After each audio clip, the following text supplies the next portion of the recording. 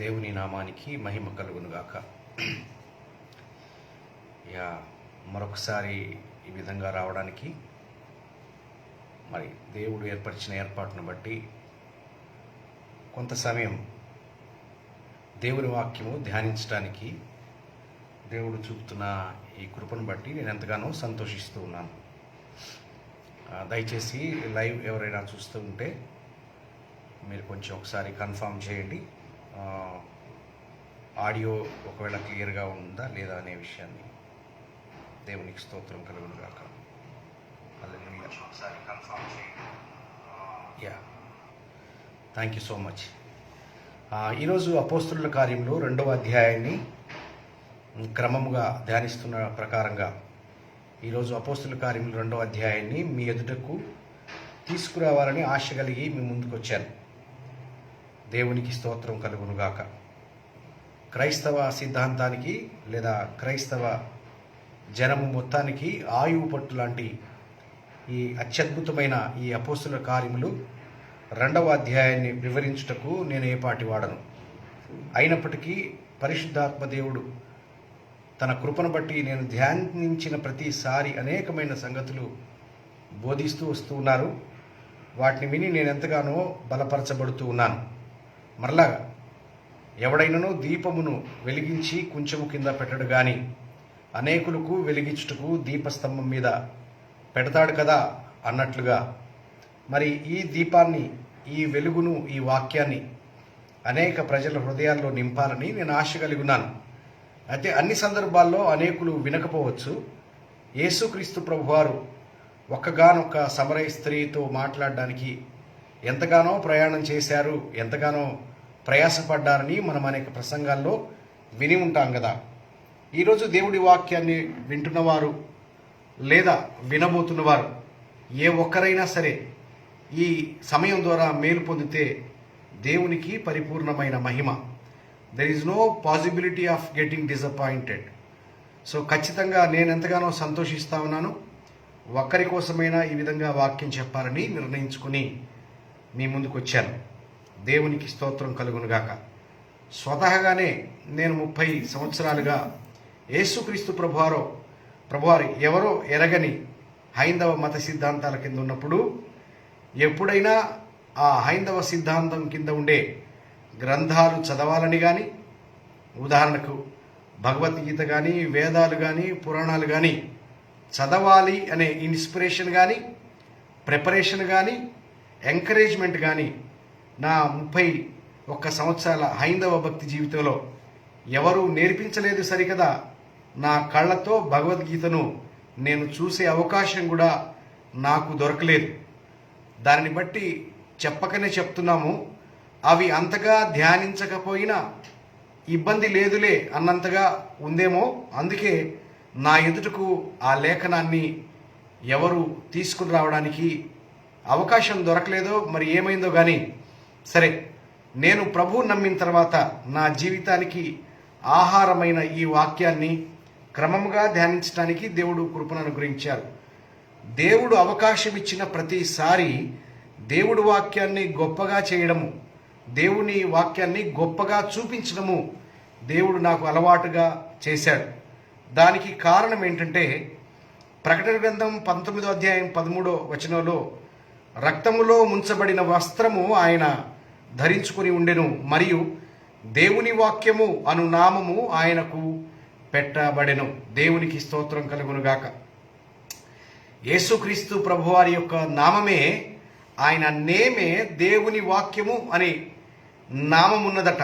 What a wonderful God we serve, what a wonderful saviour we have. దేవుని వాక్యము అను నామం పెట్టబడిన యేసుక్రీస్తు ప్రభు నామములో రక్షణ పొంది జీవాన్ని అనుభవిస్తూ జీవ జలముల యొద్దకొచ్చి నా కడుపులోంచి జీవ జలముల ప్రవాహం బయలుదేరుతా ఉంది. దేవునికి స్తోత్రం కలుగునుగాక.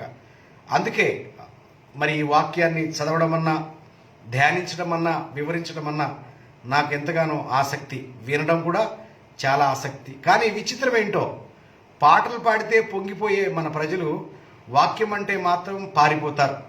They really not enjoying the word of God. ఎవరు చెప్తున్నారో అనేది ముఖ్యం కాదు, కానీ దేవుని వాక్యము అనే నామం పెట్టబడిన క్రీస్తు ప్రభువును ఆరాధిస్తున్న వారు దేవుని వాక్యాన్ని వినడానికి ఆసక్తి చూపించకపోవడం ఇది విడ్డూరం కదా. దేవుని వాక్యం అంటేనే యేసుక్రీస్తు ప్రభు వారు కదా.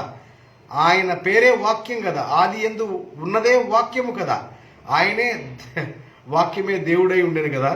మరి అటువంటి వాక్యాన్ని వినడానికి నిరుత్సాహాన్ని చూపిస్తారు. అనేకమైన విషయాలు చూడడానికి కోసుకుంటారు చెవిని, కానీ దేవుని వాక్యం వద్దకు వచ్చి హృదయము సున్నతి చేయబడ్డానికి ఇష్టపడరు. ఇది బహు విచిత్రమైన nature or characteristics of the Christian people. So మనము హైందవ భక్తి కింద ఉండే ప్రజలు ఎప్పుడూ దేవుడి వాక్యము అంటే తెలియక, దేవుని గ్రంథాలంటే తెలియక జీవనాన్ని గడిపే అనేకమైన ప్రజల వలె మనం ఉండడానికి వీలు లేదు. కాబట్టే ఈ దేవుడి వాక్యాన్ని అన్ని భాషల్లోనికి తర్జుమా చేసి మన కొరకు ప్రాణాలు తెగించి మన చేతుల్లోనికి ఇచ్చారు. మరి అటువంటి దేవుడి వాక్యాన్ని మనం ధ్యానించబద్దులై ఉన్నాము.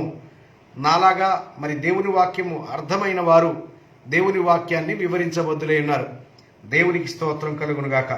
ఈ అపోస్తల కార్యములు 2వ అధ్యాయము చాలా బలీయమైన చాప్టర్. అనేకమైన సంగతులు, సత్యాలు, మనల్ని ఉజ్జీవింపజేసే అనేకమైన విషయాలు దీనిలో ఉన్నాయి. అయితే త్వరగా నేను త్వరగానే ముగించాలని నేను ఆశపడతా ఉన్నాను, కానీ దేవుని ఆత్మ లీడ్ చేసిన ప్రకారంగా నేను వాక్యాన్ని విత్తడానికి ఇష్టపడతా ఉన్నాను. అపోస్తలుడైన పౌలునట రాత్రంతా విస్తారంగా దేవుడి వాక్యాన్ని విత్తాడట. What a surprise. ఈరోజు మరి హ్యూమన్ క్యాల్కులేషన్లో 40 నిమిషాల తర్వాత ప్రజల్లోనికి మనం ఏమి విత్తుతామో అది ఎక్కదండి అని చెప్తారు. అందుకే క్లాసెస్లో, స్కూల్స్లో, కాలేజీలో ఒక్కొక్క పీరియడ్ 45 నిమిషాలు 50 నిమిషాలకు మించి పెట్టరట. మరి అదేంటో. మరి అప్పుడు యేసుక్రీస్తు ప్రభు వారు కొండ మీద ప్రసంగం చేస్తున్నప్పుడు ప్రజలు దినాలుగా కూర్చొని ఆకలి కూడా మర్చిపోయి దేవుడి వాక్యాన్ని విన్నారట. మరి అంత మాత్రమే కాదు, అపోస్తలుడైన పౌలు గారు ఏమైనా తక్కువ తిన్నాడా? మర్నాడు వెళ్ళిపోతున్నాడని ఎరిగి ఆ రాత్రంతా విస్తారంగా లేఖనాన్ని విత్తాడట. ఆయన లేఖనాన్ని విత్తుతున్నప్పుడు నిద్రపోయే వాళ్ళు నిద్రపోతున్నారు, ఏదో వాళ్ళు ఇష్టంగా ఉన్నారు. ఒక కుర్రవాడైతే ఐతుకు అనేవాడు నిద్రాభారము జోగలేక తను గోడ మీద నుంచి పడిపోయి మరణించినట్లుగా చూస్తున్నాం. అంటే అపోస్తలుడైన పౌలు గారు కనీసం తన ప్రసంగం వింటున్న వారిలో ఎంతమంది నిద్రపోతున్నా పట్టించుకోలేదేమో. ఆత్మ ప్రేరణ, ఆత్మ భారము తనకు తెలుసు. దేవుని వాక్యం యొక్క ఎంత ప్రాముఖ్యత ఉందో తనకు తెలుసు. రక్షణ పొందిన ప్రజలకు దేవుని వాక్యము ఎంత ప్రాముఖ్యమో. అందుకే ఆ దైవజనుడు రాత్రంతా బోధించినట్లుగా దేవుడి వాక్యాన్ని చూస్తున్నా. అందుకే నేను ఏమాత్రం సిగ్గుపడను. దేవుని వాక్యం ఎంతసేపు అయినా దేవుని ఆ ప్రేరణను బట్టి ప్రకటించడానికి ఇష్టపడతా ఉన్నాను. అయితే ప్రియులారా, మీకు ఈ అంది వచ్చిన అవకాశం ఏంటంటే, ఒకవేళ మీరు ఈ టైంలో బిజీగా ఉంటే మీరు ఖాళీ అయినప్పుడు చూడడానికి వీలుగా ఈ ఫేస్బుక్లో ఈ వీడియో రికార్డ్ అయి ఉంటుంది. కాబట్టి డెఫినెట్గా మీరు ఇప్పుడే లైవ్లో వినాలని రూల్ ఏమి లేదు, కానీ మీకు వీలైనప్పుడు ఖచ్చితంగా ఈ వీడియోని కంప్లీట్గా చూసి దేవుణ్ణి మహిమపరచమని నేను ప్రభువుని బట్టి వేడుకుంటున్నాను. ఈ అపోస్తల కార్యములు ఈ 2వ అధ్యాయంలో పెంతెకోస్తు పండుగ దినమున వారందరూ ఒక దినములో ఒక గృహములో వారు కూర్చుండి ఉన్నప్పుడు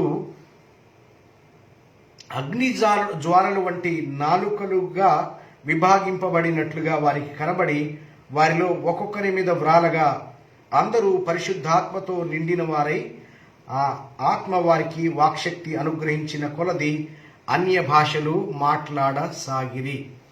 my dear brothers and sisters, అందరూ కూర్చుని ఉన్నప్పుడు పరిశుద్ధాత్మ దేవుడు అగ్ని జ్వాలలు వంటి నాలుకలు విభాగింపబడి ఒక్కొక్కరి మీద వ్రాలగా ఆ పరిశుద్ధాత్మ శక్తి, వాక్శక్తి అనుగ్రహించిన కొలది వారందరూ అన్య భాషలు మాట్లాడిరి అని రాయబడింది. మీరు ఒకసారి ఆలోచించండి. పరిశుద్ధాత్మ దేవుడు అనేకమైన అద్భుత కార్యాలు చేశారు యేసుక్రీస్తు ప్రభువు ద్వారా. చనిపోయిన వారిని కూడా తిరిగి లేపిన సందర్భాన్ని మనం చూస్తున్నాం. వాస్తవానికి ఆయన వస్తాడు అని చెప్పినప్పుడు ఏదో ఒక అత్యద్భుతమైన అద్భుత కార్యము జరుగుతుంది అని ఎక్స్పెక్ట్ చేశారు. కానీ ఇక్కడ చూస్తే అగ్ని జ్వాలల వంటి నాలుకలు విభాగింపబడినట్లుగా వారికి కనపడినాయంట. ఎందుకు అగ్ని గుండాలుగా రాలేదు? ఎందుకు అగ్ని గంధకాలుగా రాలేదు? ఎందుకు అగ్ని నాలుకలుగా వచ్చింది అంటే వారు మాట్లాడబోవడానికి కావలసిన వాక్శక్తి అనుగ్రహించడానికి సూచనగా అగ్ని నాలుకలుగా విభాగింపబడినట్లు వారికి కనపడి ఆ నాలుకలు, అగ్ని నాలుకలు ఒక్కొక్కరి మీద వ్రాలగా ఆ ఆత్మ వారికి వాక్శక్తి అనుగ్రహించిన కొలది వారు అన్య భాషలతో మాటలాడసాగిరి.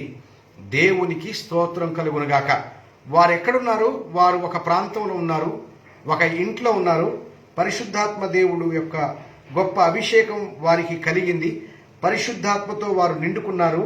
ఆ ఆత్మ వారికి వాక్శక్తి అనుగ్రహించగా దాని యొక్క పర్యవసానము అన్య భాషలతో మాట్లాడసాగిరి.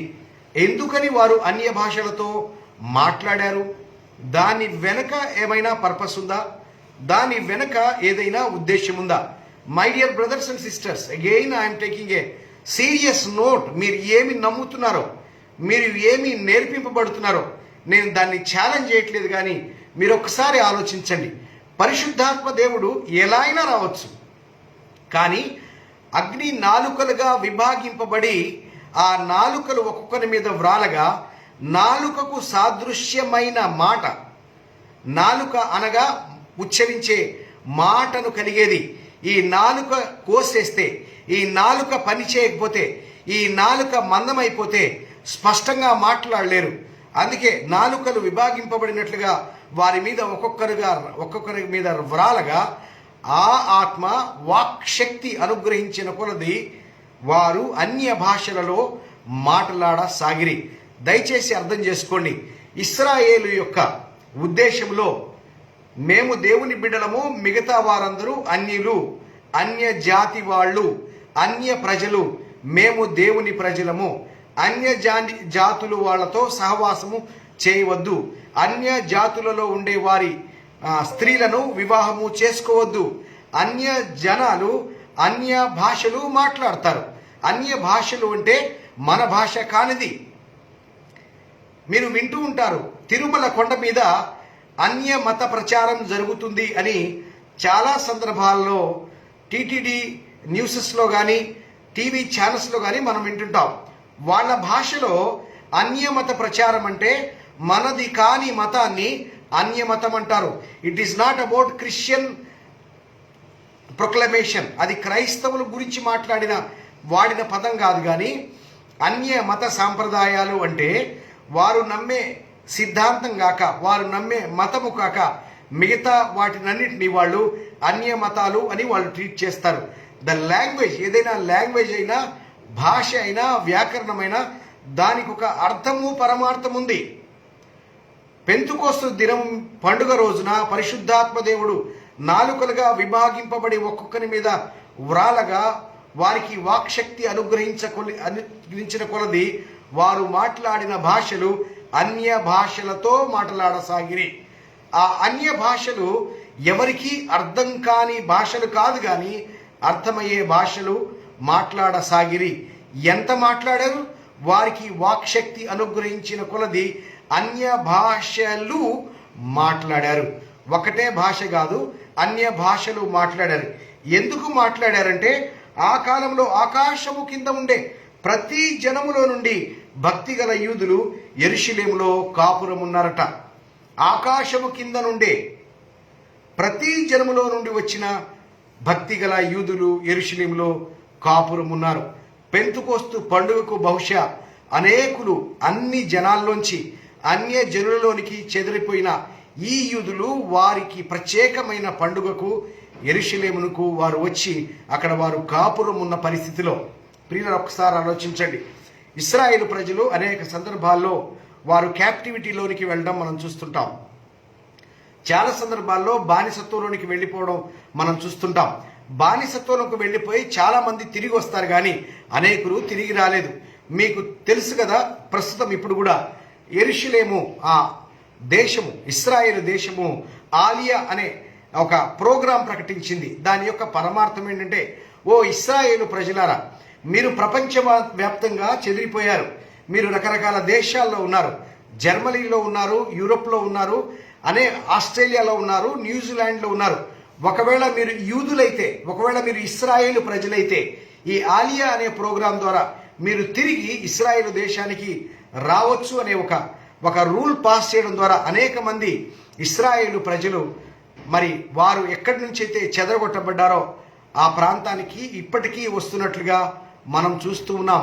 అయితే కొంతమంది ఇశ్రాయేలు ప్రజలు అన్య జాతులలో ఉండి క్రైస్తవులుగా మారిపోయిన ఇశ్రాయేలు ప్రజలను రావడానికి అనుమతి లేదు అని చెప్పారు.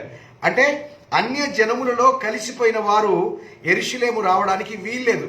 నీ జాతి యూద జాతి అయి ఉండొచ్చు, నీ సంప్రదాయము యూద సంప్రదాయం అయి ఉండొచ్చు, కానీ నీవు గనక యూద మత విశ్వాసమును నీవు ఒకవేళ అవలంబింపని వాడవైతే నీవు యూదుడైనప్పటికీ నీకు ఆలియా ప్రోగ్రాం అనేది అప్లై అవ్వదు అని చాలా మంది యూదా క్రైస్తవులు ప్రపంచ వ్యాప్తంగా చెదిరిపోయిన వారు అనేక ప్రాంతాల్లో ఉన్నారు. నేను ఈ మాటను తీసుకొచ్చి మొదటి శతాబ్దంలో ఉన్న పరిస్థితిని నేను వివరిస్తున్నా. ఆ కాలమందు ఆకాశము కింద ఉండే ప్రతి జనములో చెదిరిపోయి ఉండే యూదుల్లో భక్తి గల యూదులు యెరూషలేముకు వచ్చారు. అందరు యూదులు రాలేదు. భక్తి గల యూదులు యెరూషలేములకు ఎంతో ఖర్చు పెట్టుకుని యెరూషలేము ప్రాంతంలో పెంతుకోస్తు పండుగ సమయంలో ఆ కాలంలో జనాలు చాలా మంది ఉన్నారు. వారు ఎక్కడెక్కడి నుంచి వచ్చారో ఆ దేశాల లిస్ట్ కూడా ఇక్కడ రాయబడింది. మీకు చెప్పడానికి ఎంతో అవసరం లేనప్పటికీ పార్తీయుల్లోంచి మాదీయులు, ఏలామీయులు, మెసొపొటేమియా, యూదియా, కపదోపియా, ఆసియా, పురుగి అన్ని దేశాలలో ఉండే యూదులు యెరూషలేం ప్రాంతానికి వచ్చారు. వాస్తవానికి భారతదేశంలో ఉండేవాళ్ళు చాలామంది మిషనరీస్ భారతదేశంలో ఉన్నారు. వేరొక దేశానికి సంబంధించిన వాళ్ళు భారతదేశంలో ఉన్నప్పుడు భారతదేశం యొక్క భాషను మాట్లాడతారు. వారు హిందీ మాట్లాడతారు, కొంతమంది తెలుగు మాట్లాడతారు. రకరకాల భాష వేరొక దేశాల్లోనికి వెళ్ళిన వాళ్ళు అక్కడ వారు నేర్చుకున్న భాషను వాళ్ళు ఎక్కువగా మాట్లాడుతూ ఉంటారు. అలాగే అనేక 10 సంవత్సరాలు, 20 సంవత్సరాలు, 30 సంవత్సరాలుగా ఉండే ఈ యూదులు వేరొక దేశాలలో ఆ దేశపు భాషల్లోనికి వారు మార్చబడ్డం వల్ల వారు ఆ భాషలే మాట్లాడుతున్నారు. వాస్తవానికి నేను సౌదీ అరేబియాలో 10 సంవత్సరాలు ఉన్నాను. ఒకవేళ అక్కడ నేను ఒక 40 సంవత్సరాలు ఉన్నాను అనుకోండి, నేను అరబిక్ ఫ్లూయెంట్గా మాట్లాడితే నా పిల్లలు కూడా అరబిక్ చాలా ఫ్లూయెంట్గా మాట్లాడతారు. వారు ఒకవేళ భారతదేశానికి ఎప్పుడైనా తిరిగి వచ్చినప్పుడు వారు అరబిక్ మాట్లాడితే చాలా ఆశ్చర్యకరంగా ఉంటుంది. అలాగే పెంతెకోస్తు పండుగ దినమున ఆకాశం కింద ఉండే భక్తిగల యూదులందరూ చెదిరిపోయిన వారు అక్కడ చేరుకున్న తర్వాత వారందరూ అక్కడ ఉండగా పరిశుద్ధాత్మ దేవుని యొక్క అభిషేకము వారి మీద ఒక్కొక్కరి మీద వ్రాలగా వారు వాక్శక్తి అనుగ్రహించిన కొలది వారు అన్య భాషలలో మాట్లాడగా వినిన వారు వాళ్ళు ఇచ్చిన స్టేట్మెంట్ ఏంటో తెలుసా? వారు ఏమంటున్నారంటే, క్రేతీలు, అరబీలు మొదలైన మనమందరమును వీరు మన భాషలతో దేవుని గొప్ప కార్యములను వివరించుట వినుచున్నామని చెప్పుకొనిరి. యూదులు ఏమంటున్నారు? ఆకాశం నుండి చెదిరి వచ్చిన యూదులు ఏమంటున్నారు? మన భాషలతో. ఏంటి, మీరు యూద భాష మాట్లాడలేదా యూదులారా? లేదండి, మేము చెదిరిపోయాం. మేము ప్రపంచ దేశాల్లోనికి చెదిరిపోయాము. మేము మెసొపొటేమియాలోకి చెదిరిపోయాము. మేము ఆసియాలోకి చెదిరిపోయాము. మేము ఆసియా భాషను మాట్లాడుతున్నాము. మేము మెసొపొటేమియా భాషను మాట్లాడుతున్నాము.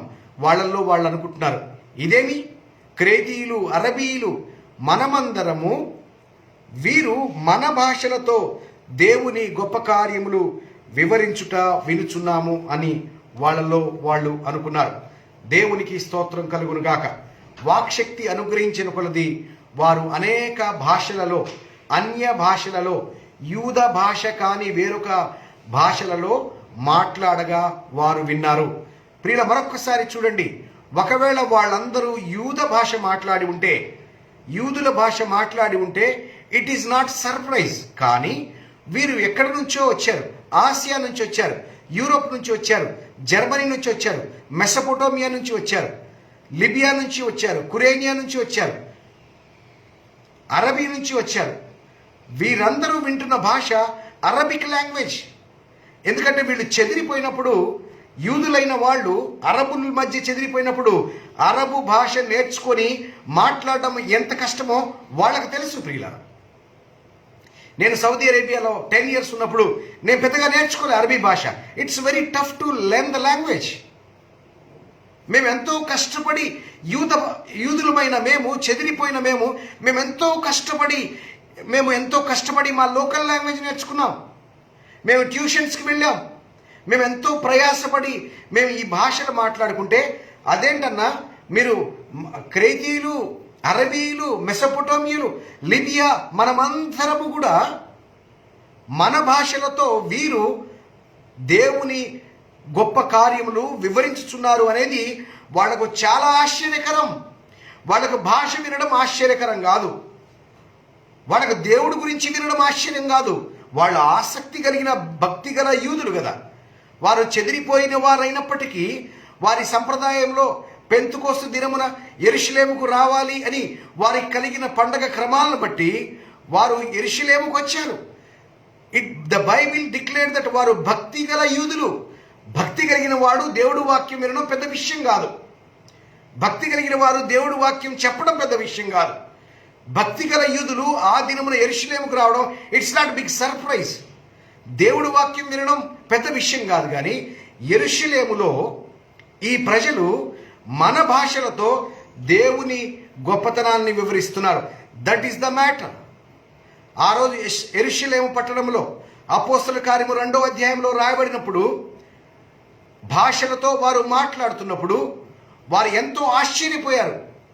అరే, మన భాషలతో వీరు వివరిస్తున్నారని. ఎందుకంటే దేవుడు వాక్శక్తి అనుగ్రహించిన కొలది వారు అన్య భాషలలో మాట్లాడసాగిరి. వారు మాట్లాడిన ఆ భాషల యొక్క అర్థము వారికి లోకల్ లాంగ్వేజెస్లో వినబడ్డాయి.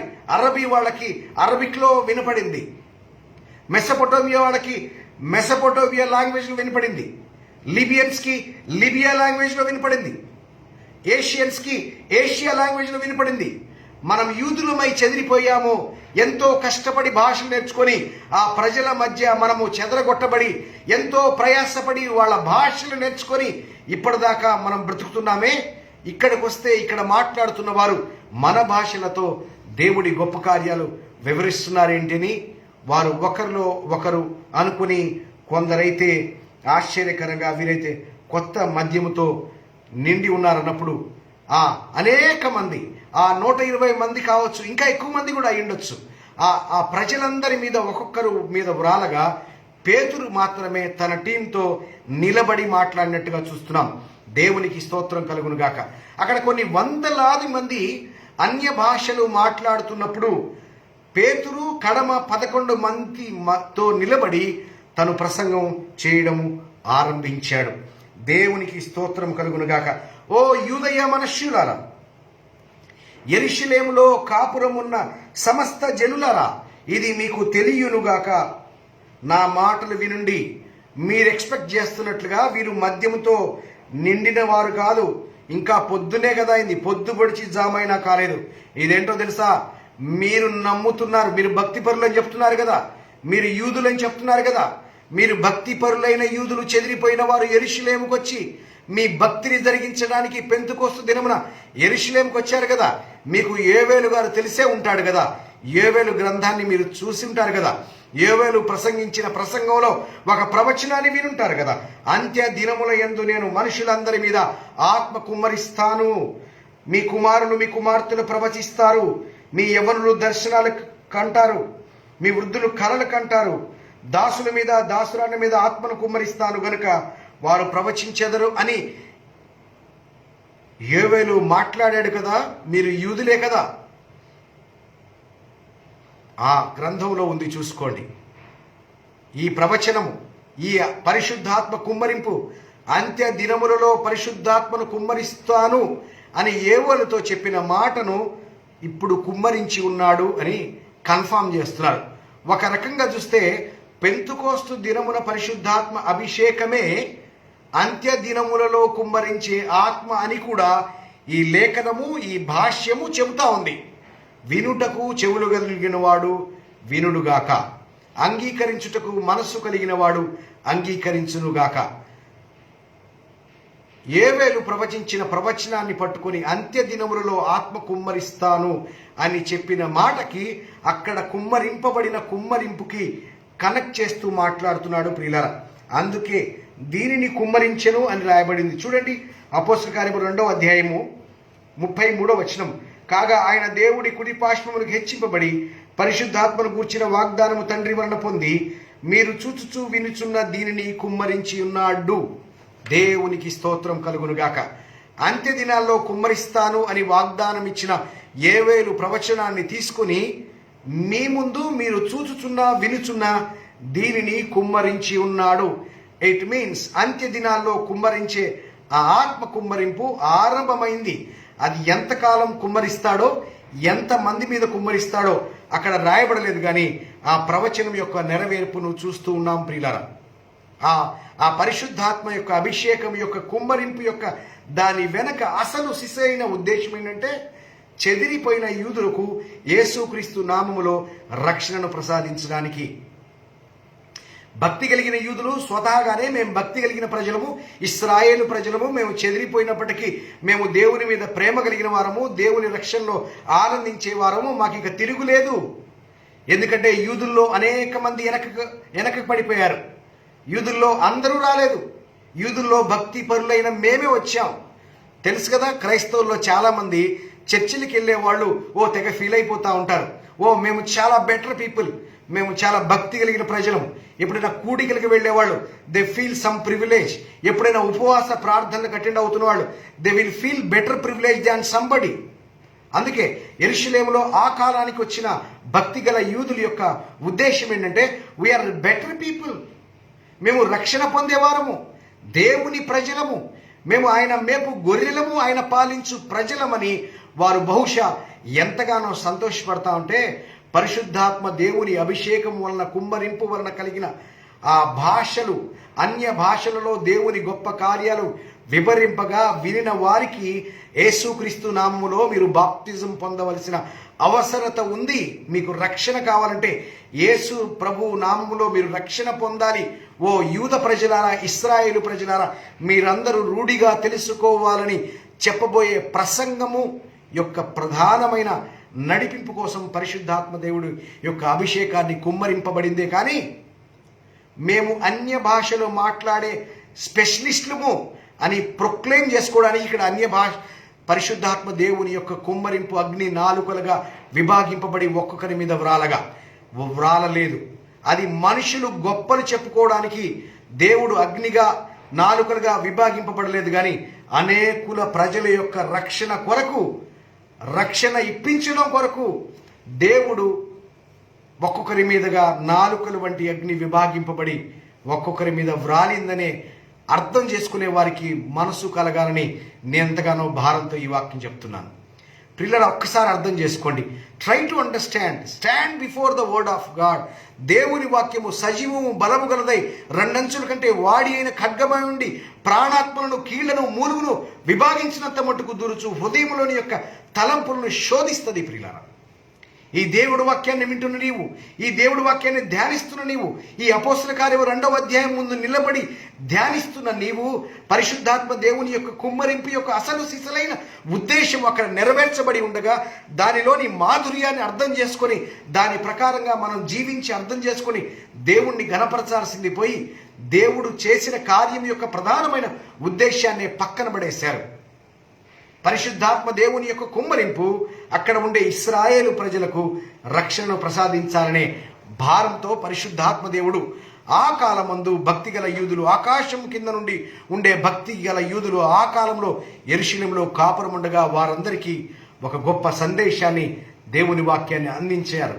వారు విభ్రాంతి చెందుతున్నప్పుడు పేతురు 11 మందితో లేచి ఆయన వివరిస్తూ వారిని కన్విన్స్ చేయడం కోసం వారు యెరూషలేము యూద ప్రజలు, భక్తి గల యూదులు, వారి దగ్గర బైబిల్ ఖచ్చితంగా ఉండుంటుంది. భక్తి కలిగిన వారి దగ్గర ఖచ్చితంగా బైబిల్ ఉంటుంది. దేవునికి స్తోత్రం కలుగును గాక. యూదులు అసలే నువ్వు వెళ్ళేటప్పుడు, నడిచేటప్పుడు దేవుని వాక్యం మీ దగ్గర ఉండాలి. రాజులు కూడా దేవుని వాక్యాన్ని ప్రతులు రాసుకునేవారు. ప్రజల దగ్గర దేవుడి వాక్యం ఉంది. ప్రజల దగ్గర పాత నిబంధన గ్రంథం ఉంది, దానిలో యోవేలు ప్రవచించిన గ్రంథం ఉంది.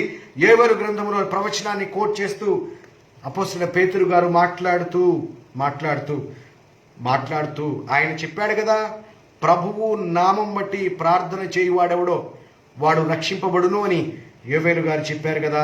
ఓ ఇశ్రాయేలులారా, ఈ మాటలు వినండి అని చెప్తూ దేవుడు నజరేయుడైన యేసు చేత అద్భుతములు. ఇది బైబిల్లో లేదు, అప్పటికి బైబిల్ రాయబడలేదు. అప్పటికి ఉన్న పాత నిబంధన గ్రంథాన్ని పట్టుకొని స్టార్ట్ చేశాడు, ప్రవచనాన్ని ప్రొక్లైమ్ చేశాడు. ప్రవచనంలో ఆత్మను కుమ్మరిస్తానని చెప్పేదాన్ని కన్విన్స్ చేసేసాడు. అప్పటికే యోవేలు గ్రంథంలో రాయబడిన ఆ ప్రవచనం మొత్తాన్ని చదివేశాడు. ఇప్పుడు మాట్లాడుతూ ఉన్నాడు, ఇశ్రాయేలులారా, ప్రజలారా, మీరు ఒక్కసారి వినండి. మీరు భక్తిగల యూదులు అనుకుంటున్నారు కదా, మీరు తెగ రక్షింపబడిపోయామని సంబరపడతా ఉన్నారు కదా.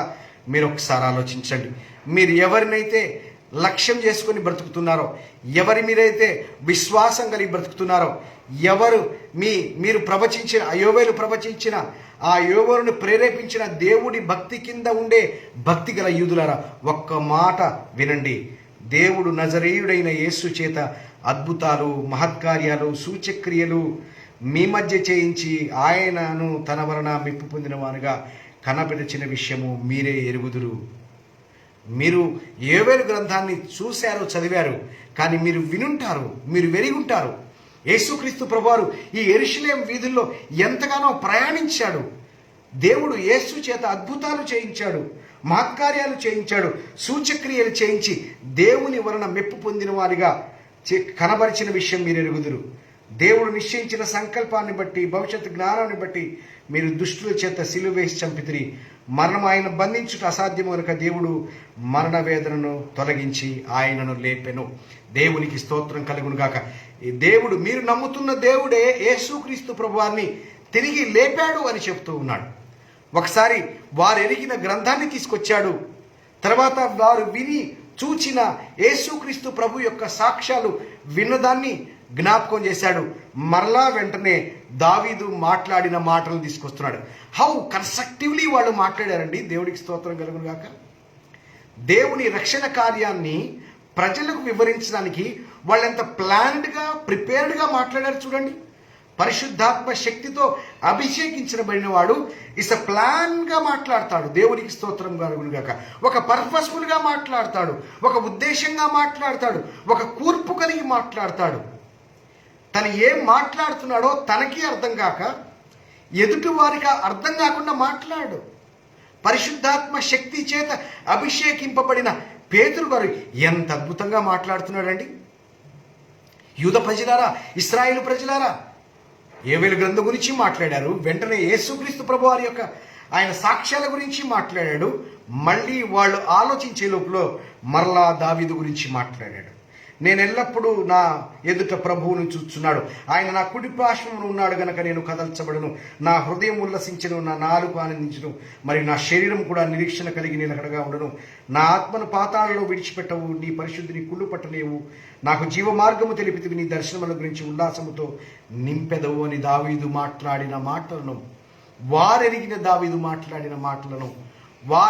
దావీదు ప్రవక్త అయిన దావీదు ప్రవచించిన కీర్తనల గ్రంథంలో అధ్యాయాన్ని తీసుకొచ్చి ఎంత అద్భుతంగా మాట్లాడుతున్నాడండి. ఒకటి యేసుక్రీస్తు ప్రభు దేవుడు లేచాడు అని చెప్పడానికి కరస్పాండింగ్గా సరిపోయే అద్భుతమైన ఆ లేఖనాన్ని కీర్తనల గ్రంథంలోంచి ఎత్తి ప్రజల ముందుకు తెస్తూ ఉన్నాడు.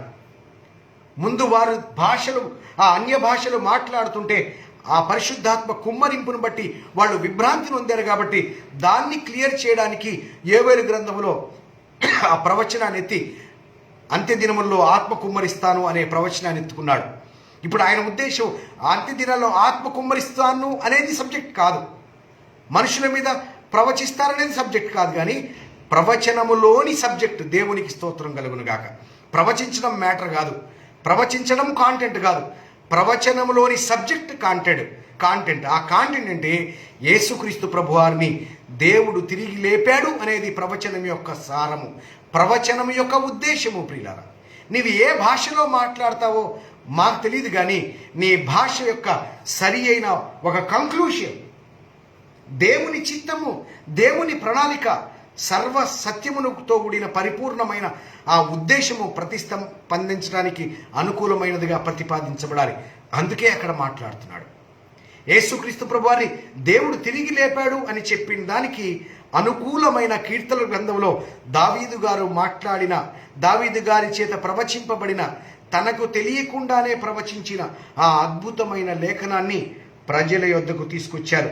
హలో సహోదరులారా, మీరు మూల పురుషులకు దావీదును గూర్చి నేను ధారాళంగా మాట్లాడవచ్చును. ఆయన చనిపోయాడు, సమాధి చేయబడ్డాడు. ఆ సమాధి మన మధ్యలో ఉంది.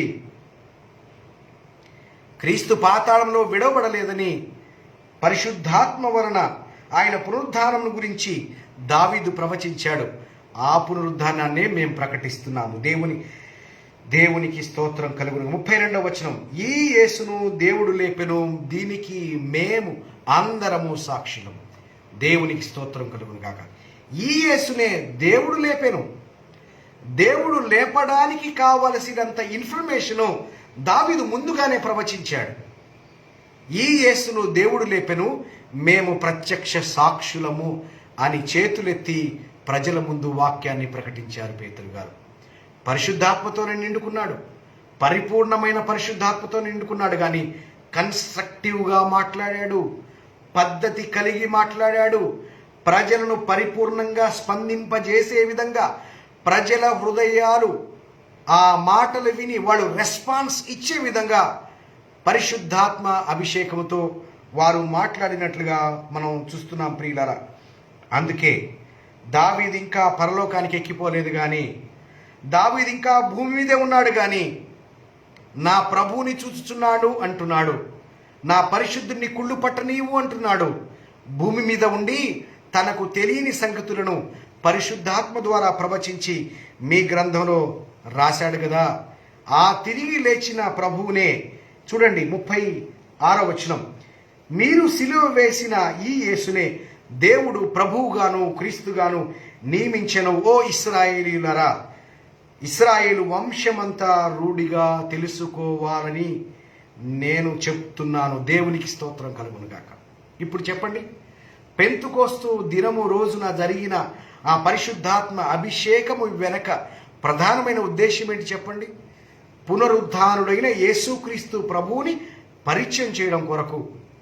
ఆ పరిచయము స్పష్టంగా చేయబడ్డానికి యూద ప్రజల మధ్యలో ఆ వాక్యాన్ని ప్రకటిస్తున్నారు. కాబట్టి యూదులు నమ్ముతూ చేతిలో మోసుకుంటున్న ఆ యూద పాత నిబంధన గ్రంథములో ప్రవచనాలను విడమరిచి సరిగా విభజించి ప్రస్ఫుటంగా స్పష్టంగా ప్రజల హృదయాల్లో నింపుతూ తాము సాక్షులము అనే ఒక గొప్ప పరిపూర్ణమైన ప్రసంగాన్ని, ఒక అత్యద్భుతమైన ప్రసంగాన్ని ఇశ్రాయేలు ప్రజలందరి ముందు, మీరు భక్తి కలిగిన యూదులే కానీ ఇశ్రాయేలు వంశమంతా మీరు రూఢిగా తెలుసుకోవాల్సింది ఏంటో తెలుసా?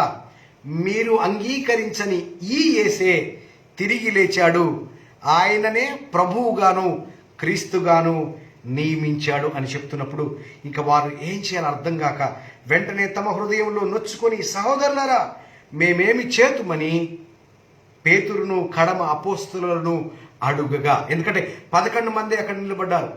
అక్కడ అనేక మంది 120 మంది అన్య భాషలు మాట్లాడుతూ వాక్శక్తి అనుగ్రహించినప్పుడు మాట్లాడినప్పటికీ వాక్యము ప్రసంగించే బాధ్యత అపోస్తులైన 11 మందితో పాటు పేతురికే ఇవ్వగా, పేతురు ఆ 11 మందితో నిలబడగా వారు పేతురును కడమ అపోస్తులను అడిగారు, కానీ పక్కన వాళ్ళని అడగలేదు. పేతురు ఒక్కడే ప్రసంగించాడో 11 మంది ప్రసంగించారో తెలియదు, కానీ వారు మాత్రం పేతురుని అడిగారు. ఒకవేళ పేతురుతో పాటు కడమ అపోస్తలులను కూడా అడిగినారని దేవుడి లేఖనం చెప్తూ ఉంటే, కడమ వాళ్ళని కూడా అడిగితే పేతురు మాత్రమే సమాధానం చెప్తా ఉన్నాడు. మీరు మమ్మల్ని ఎందుకు అడుగుతారు? మా లీడర్ అపోస్తలుడు ఉన్నాడు. పేతురు అడుగుతాడని పేతురు గారు ఎప్పుడు ముందుగా వస్తాడు కదా, ప్రతి దానికి ముందే కదా. పేతురుని కడమ అపోస్తలుని అడిగినప్పుడు పేతురు ఒక్కడే సమాధానం చెప్తున్నాడు, మీరు మారు మనసు పొందండి బాబు, మీరు మారు మనస్సు పొందండి. మేము యూదులము, భక్తి పరులము, యెరూషలేములో కాపురమున్నాము. మేము చెదిరిపోయినప్పటికీ భక్తి కలిగిన వారుగా ఉన్నాము, దేవుని ప్రజలుగా ఉన్నాము. మన దేవుని కార్యాలు వింటున్నామని మీరు సాక్ష్యం ఇస్తున్నారు కదా, మీరు ఇప్పుడు మనస్సు మార్చుకోవాలి. ఆ మనసు ఏంటో తెలుసా? మీరు నమ్ముతున్న సిద్ధాంతం ద్వారా మీరు రక్షణ పొందుతామని మీరు నమ్ముతున్నారు కదా, ఇక మీరు మనస్సు మార్చుకోవాలి. ఏమన్నా తెలుసా? యేసు ప్రభు ద్వారా రక్షణ అని మీరు మనస్సు మార్చుకోవాలి. యేసు ఎవరో మాకు తెలియదు, ఆయన ఎవరో మాకు తెలియదు అని మీరు అనుకున్నారు కదా, మీ మనసులో అనుకున్నారు కదా. ఈయన వడ్రంగి వారి కుమారుడు అనుకున్నారు కదా, యాకోబు, యోసేపు, మరియా వారి వారి కుటుంబ సభ్యులు అనుకున్నారు కదా, నజరేయుడైన యేసు అనుకున్నారు కదా. ఇప్పుడు మీ మనసులో అనుకున్న దాన్ని మార్చేయండి. ఇప్పుడు యేసు ఎవరో కాదు, ప్రభువు అని చెప్పండి. యేసు ఎవరో కాదు, యేసు ఎవరో కాదు, క్రీస్తు ప్రభువు అని చెప్పండి. ఎందుకంటే దేవుడు ఆయనను ప్రభువుగాను క్రీస్తుగాను నియమించాడు కాబట్టి ఇక మీరు మనస్సు మార్చుకొని యేసు ప్రభువు క్రీస్తు అని మీరు నమ్మండి. దేవునికి స్తోత్రం కలుగును గాక. అయితే నమ్మితే సరిపోతుందా అండి? అయితే పాప క్షమాపణ నిమిత్తము ఫేజ్ నెంబర్ 2, ఫస్ట్ మీరు మనస్సు మార్చుకోండి, మీ డాక్ట్రిన్ మార్చుకోండి. మీ డాక్ట్రిన్ మార్చుకోండి. మీ డాక్ట్రిన్ మార్చుకున్న తర్వాత ఫేజ్ నెంబర్ 2, మీరు పాప క్షమాపణ పొందాలి. మేము భక్తి కలిగిన వారము యెరూషలేముకు వచ్చాము అంటే కుదరదు. పెంతెకోస్తు పండుగ రోజున పండగలు ఉత్సవాలు చేస్తున్నామంటే కుదరదు. మేము గొర్రెలు మేకలు అర్పించాము అంటే కుదరదు.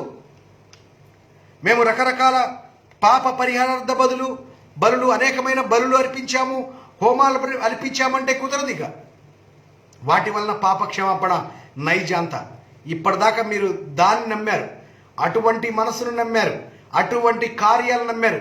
ఇక పాప క్షమాపణ కలగాలంటే ఏంటో తెలుసా? ప్రతివాడు యేసు క్రీస్తు నామమున మీరు బాప్తిస్మము పొందండి. మీరు ఏ నామాన్ని అయితే రిజెక్ట్ చేశారో, ఏ నామమైతే వద్దు అన్నారో, ఎవరు అయితే ఈయన వడ్రంగి వాని కుమారుడు అన్నారో, ఎవరైతే తృణీకరింపబడారో ఆ తృణీకరింపబడిన రాయే మూలకు తలరాయి అయింది. మీరు వద్దన్న వాళ్ళ పేరు మీద మీరు బాప్తిసం తీసుకోవాలి. ఓ ఇశ్రాయేలు ప్రజలారా, ఇశ్రాయేలు ప్రజలారా, మీరు వంశమంతా రూఢిగా తెలుసుకోవాలి. మీరు నమ్ముతున్న దేవుడే మా ప్రభువుని లేపాడు, లేపి ఆయనను ప్రభువునుగాను క్రీస్తుగాను నియమించాడు. కాబట్టి మీ మనసు మార్చుకొని మీలో ప్రతివాడు యేసుక్రీస్తు నామమున మీరు బాప్తిజం పొందండి, దాని కొరకు పాప క్షమాపణ కొరకు అని చెప్తూ అప్పుడు మీరు పరిశుద్ధాత్మను వరము పొందుదురు. మీరు ఇప్పటిదాకా ప్రెషర్ అయిపోయారు కదా, అదేంటి వీరు మన భాషలతో దేవుని కార్యాలను వివరిస్తున్నారు. పరిశుద్ధాత్మ బాప్తిస్మము కలుగుట ద్వారా దేవుని వాక్యాన్ని ప్రకటిస్తే మీరు దేన్నైతే చూశారో మీరు దాన్నే పొందుకుంటారన్నాడు. దేవునికి స్తోత్రం కలుగునుగాక. అప్పుడు మీరు పరిశుద్ధాత్మ అను వరము పొందుదురు. అది అందరికీ, ఈ వాగ్దానము మీకే కాదయ్యా, మీ పిల్లలకును దూరస్తులు అనగా ప్రభువు అయిన దేవుడు తన యొద్దకు పిలిచిన వారందరికీ చెందునని చెప్పి ఇంకను అనేక విధములైన మాటలతో సాక్ష్యమిచ్చి మీరు ఈ మూర్ఖులకు తరము నుండి వేరై మీరు రక్షణ పొందండి. మూర్ఖుడు వినడు, మూర్ఖుడు అర్థం చేసుకోడు, మూర్ఖుడు అప్లై చేయడు, మూర్ఖుడు వింటున్న దాన్ని సరిచూసుకోడు. మనం ఎంత ధన్యులమంటే ఎవరు ఏమి బోధించినా మన ముందు దేవుడు దయచేసిన లేఖనాలు మన ముందున్నాయండి. దేవునికి స్తోత్రం. ప్రపంచంలో అత్యధికంగా అమ్ముడవుతున్న దేవుని వాక్యము, దేవుని గ్రంథము, ఇంచుమించు అన్ని భాషలలో తర్జుమా చేయబడిన దేవుని మహత్తరమైన వాక్యం. ఎంత కష్టమైన ప్రాణాలకు తెగించి ట్రాన్స్లేట్ చేసి మన చేతుల్లోనికి ఇచ్చిన దేవుని వాక్యము. ఈ వాక్యంతో మనం సరిచూసుకుందాం. నేను చెప్పిన మాటలు, నేను ఇక్కడ ప్రసంగించిన ఈ ప్రసంగము, నేను చెబుతున్న మాటలు వాక్యానికి అనుగుణంగా ఉన్నాయో లేదో మీరు ఒకసారి ఆలోచించమని ప్రభువుని బట్టి నేను బ్రతిమిలాడుతూ వేడుకుంటున్నాను. మీరు ఒకసారి ఆలోచించండి. ఎంత అద్భుతమైన ఈ పరిశుద్ధాత్మ అభిషేకం యొక్క ప్రథమమైన ఉద్దేశం ఏంటో తెలుసా? ప్రజలకు రక్షణ కార్యాన్ని వివరించటానికండి. ప్రజలకు రక్షణను వివరించడానికి ప్రియులారా, ప్రజలందరికీ పునరుద్ధారుడైన యేసుక్రీస్తు ప్రభువారు ప్రభువని క్రీస్తు అని మారు మనస్సు పొంది పాప క్షమాపణ పొందుకోవడం కోసం యేసుక్రీస్తు ప్రభువుని మీరు అంగీకరించి బాప్తిస్మము పొంది మీరు పరిశుద్ధాత్మ అను వరము పొందాలని ఈ వాగ్దానము దేవుడు అందరికీ ఇవ్వడానికి సిద్ధంగా ఉన్నాడనే విషయాన్ని ప్రకటించడం కోసము పరిశుద్ధాత్మ దేవుడు అగ్ని నాలుకలుగా విభాగింపబడి వారికి మాట్లాడడానికి వాక్శక్తి అనుగ్రహించాడు ప్రియులారా. అదే వాక్శక్తి చేత పేతురు కడమ అపోస్తలులు ప్రసంగించారు. ఒకప్పుడు పారిపోయిన పేతురు ఇప్పుడు ప్రసంగించే పేతురుగా మారిపోయాడు. ఒకప్పుడు చేపల పేతురు ఇప్పుడు మనుషులను పట్టే పేతురుగా మారిపోయాడు. యేసుక్రీస్తు ప్రభువారు చెప్పాడు, నిన్ను మనుషులను పట్టే జాలలుగా చేస్తాను, మీరు చేపల వలలు విడిచిపెట్టమంటే పరిశుద్ధాత్మ అభిషేకం పొందని పేతురు మరలా చేపల వలలు బాగు చేసుకుని చేపల వలల దగ్గరికి వెళితే మరలా పరిశుద్ధాత్మ అభిషేకం ద్వారా మనుషులను పట్టే జాలరిగా ఆ జాలరి వాక్శక్తి అనే మాటను మనం అర్థం చేసుకోవాలి ప్రియులారా. పేతురు యొక్క వల ఏంటో తెలుసా? పేతురు యొక్క వల ద వర్డ్ ఆఫ్ గాడ్. దేవునికి స్తోత్రం కలుగును గాక. మరి నీ వల ఏంటి ప్రియులారా? నీవు మనిషిని పట్టే వల ఏంటో తెలుసా? నీ నాలుక ద్వారా ప్రకటింపబడే దేవుని స్తుతి, నీ నాలుక ద్వారా ప్రకటింపబడే సువార్త వల కాదంటారా ప్రియులారా? డబ్బు వల ఎప్పటికీ కాదండి, నీ మాటే వల. నువ్వు ఇచ్చిన డబ్బు కూడా అది మాటగా మార్చబడిన తర్వాతే అది ప్రయోజనం అవుతుంది, కానీ డబ్బు ఏమీ చేయలేదు, దేనిని జరిగించలేదు ప్రియులారా.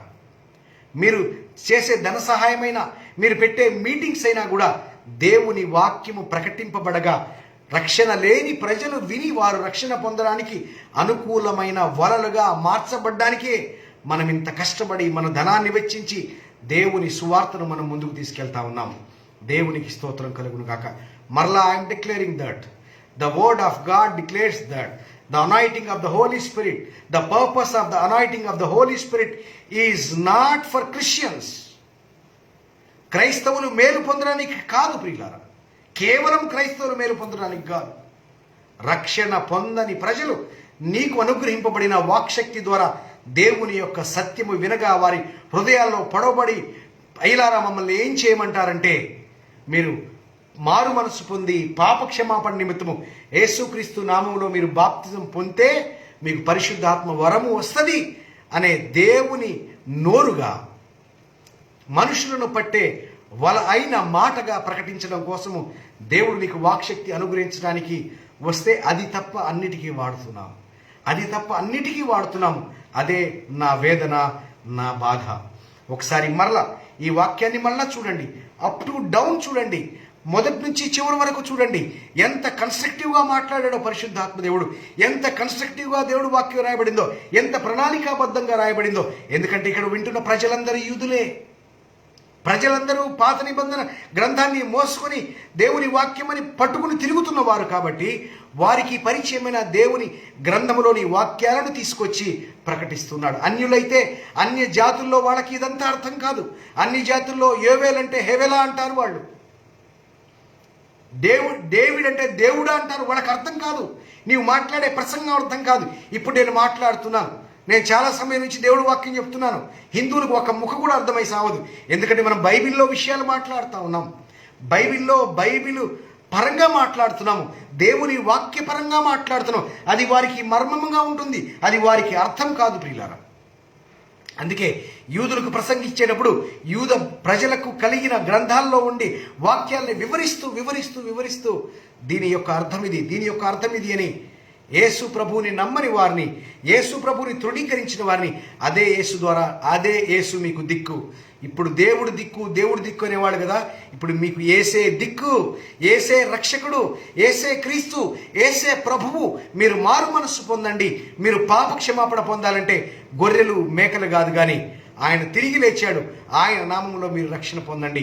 ఆయన లేచాడు, దేవుడు ఆయన లేపాడు, దీనికి మేము సాక్షులము. ఇశ్రాయేలు వంశమంతయు రూఢిగా తెలుసుకోవాలని ఇశ్రాయేలు ప్రజలకు ప్రకటించిన ఈ అద్భుతమైన అపోస్తల కార్యం 2వ అధ్యాయము ఎన్ని వందల సార్లు చదివినా, ఎన్ని వందల సార్లు ధ్యానించినా అత్యద్భుతం అండి. అద్భుతం, అత్యద్భుతం. దేవునికి స్తోత్రం కలుగునుగాక, దేవునికి మహిమ కలుగునుగాక. మనము పాత నిబంధనను అద్భుతంగా ధ్యానించగలము, నూతన నిబంధనను అద్భుతంగా, ఇంకా ఆ పత్రికలను కూడా ఇంకా అత్యద్భుతంగా ధ్యానించగలము, అర్థం చేసుకునగలము. అర్థం చేసుకున్న దాన్ని బట్టి దేవుణ్ణి మనము స్తుతించగలము ప్రియులారా.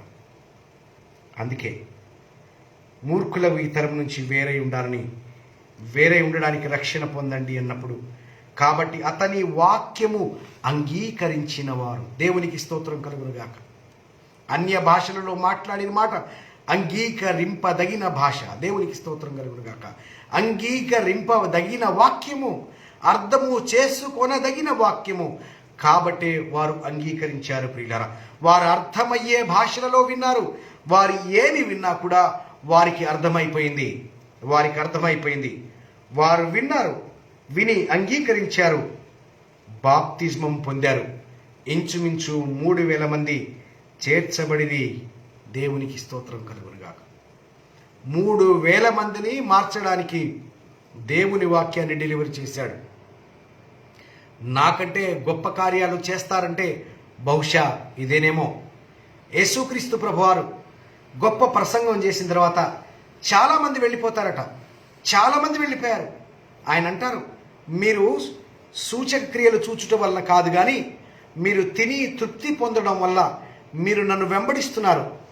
మీరు క్షయమైన ఆహారం కొరకు కష్టపడకూడదు, కానీ అక్షయమైన ఆహారం కొరకు కష్టపడండి అన్నాడు.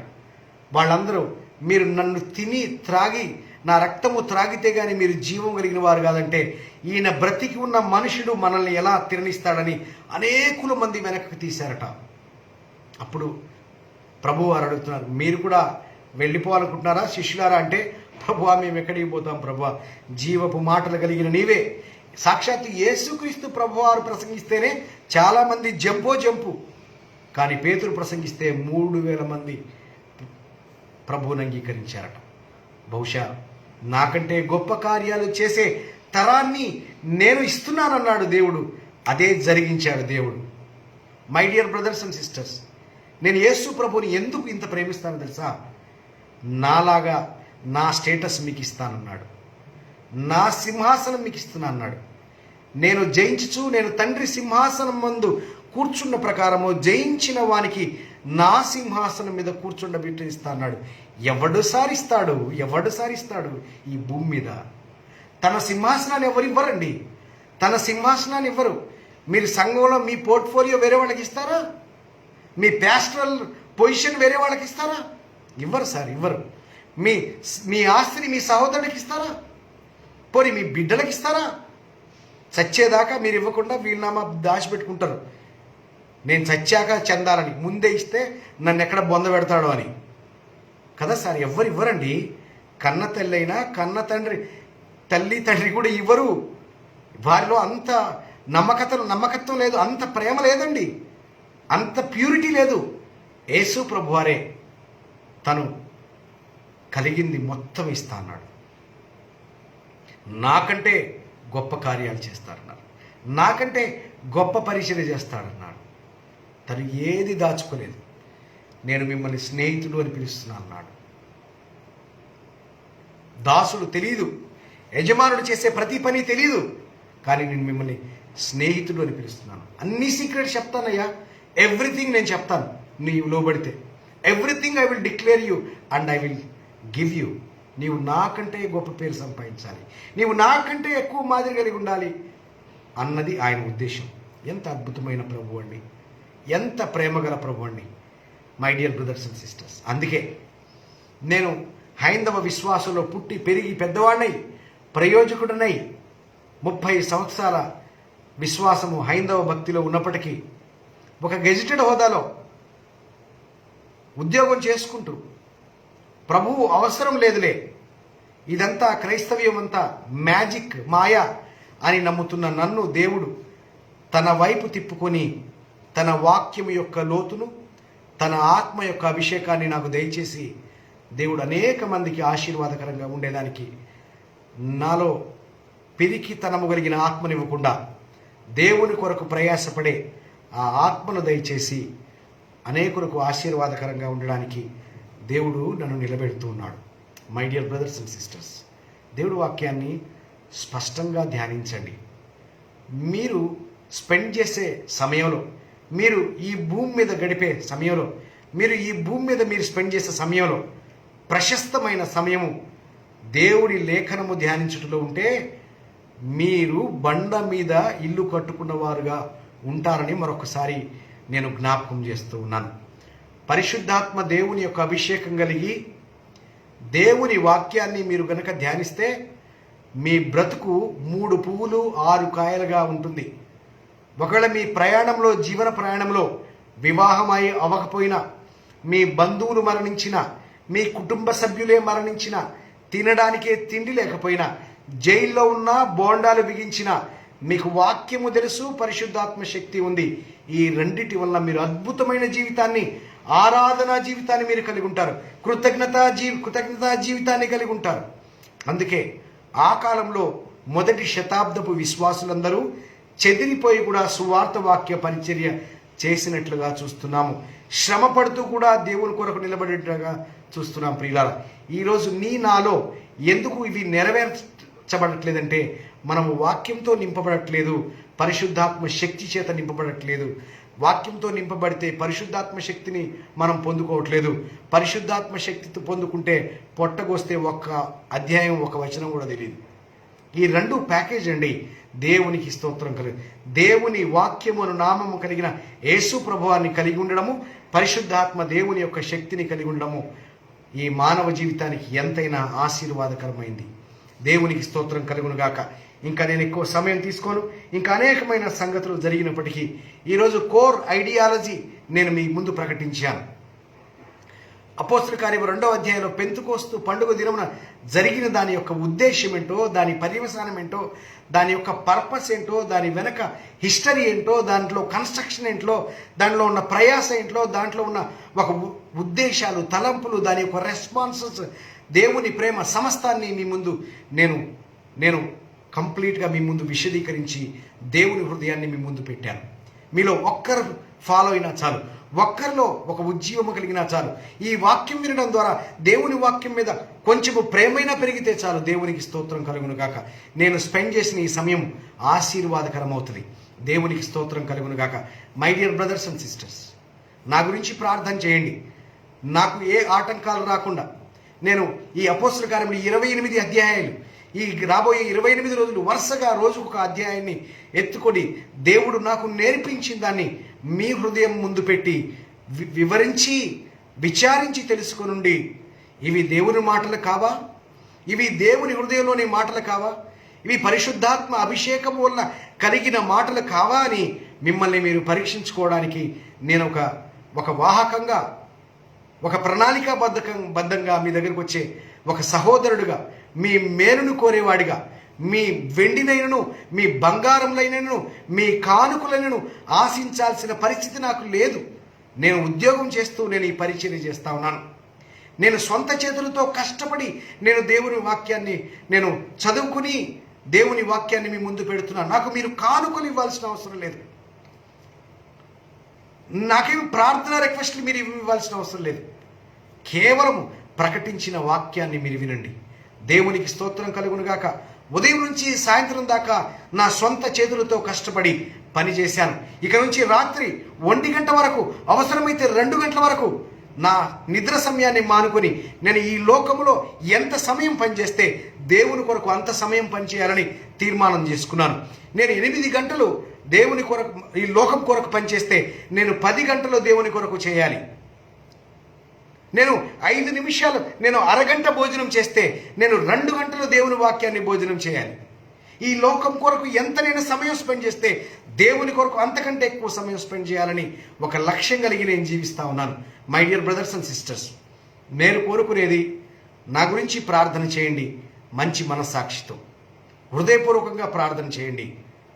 తదుపరి ఈ లేఖనాన్ని, దేవుని వాక్యం నేర్చుకోవాలి, బలపరచబడాలి, ఇవి పరిశుద్ధాత్మ దేవుని మాటలు అని మీరు నమ్మితే ఈ మాటలు విని మీరు బలపరచబడాలని ప్రభువుని బట్టి బ్రతిమలాడుతూ, మీరు అలక్ష్యం చేయరని, అన్నిటికంటే దేవుని వాక్యాన్ని చాలా ప్రాముఖ్యమైనదిగా ఎంచి మీరు సంతోషకరమైన జీవితాన్ని మీరు గడుపుతారని నమ్ముతూ యేసుక్రీస్తు నామములో ముగిస్తున్నాను. అయితే నన్ను ఒక చిన్న ప్రార్థన చేయనివ్వండి. మీరు ఈ ప్రార్థనలో ఏకీభించిన వారు, ఈ వాక్యాన్ని విన్నవారు ఆమేన్ అని మీరు దయచేసి మీరు టైప్ చేసి మీ సమ్మతిని తెలియజేయండి. దేవుని నామమునకే పరిపూర్ణమైన మహిమ కలుగును గాక. హల్లెలూయా.